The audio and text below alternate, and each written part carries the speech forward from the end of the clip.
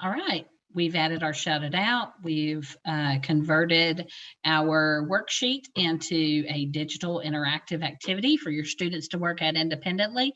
Now let's go ahead and add a game. So again, to get to the games, I come down to the bottom left-hand corner and click the blue plus sign and select game-based activities.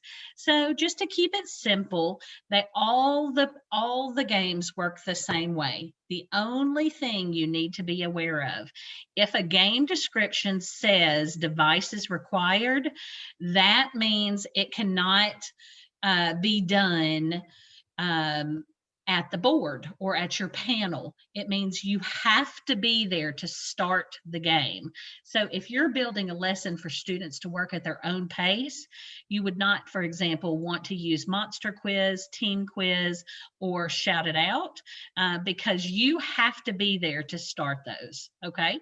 So everything else, as long as it doesn't say devices required, you can do synchronously live while your students are at hellosmart.com and have entered your code and you're delivering your lesson live, or anything that you have assigned to them to do at their own pace, and then you've put it in Google Classroom.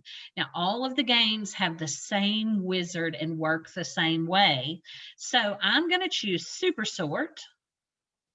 And bear with me, I know we're talking about George Washington Carver, but for the sake of simplicity, I'm going to do nouns and verbs. Now, we could do like we did when we were together. We could do what's true about George Washington Carver, what's false, all of those things. You can do whatever you want. This is a sorting activity, so we're putting into categories, right? Now, you can do text or images. Text or images. When you select image, you have to have that picture saved on your computer. It does not do an internet search, okay? So I'm just going to enter a few nouns and then a few verbs.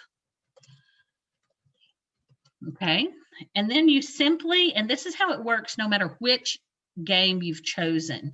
You select your categories or your kind of head topics and then add your content. Then you select next and you choose your theme. I'm going to choose rock concert and finish. And just that quickly, you've now built this fun game. We can take a little preview of it. That provides feedback when you get it right. So all of the different games provide neat feedback for your kiddos. So they all work the same way. Again, you click on that blue plus sign, you choose game-based activities, you choose your activity template, keeping in mind, is this something I'm doing live and I'm going to be there to start it, or is this something I want them to work at asynchronously? And so if you want it, if you know for sure it's going to be live, you can use one of the quizzes that requires devices. And you just choose it and follow the wizard.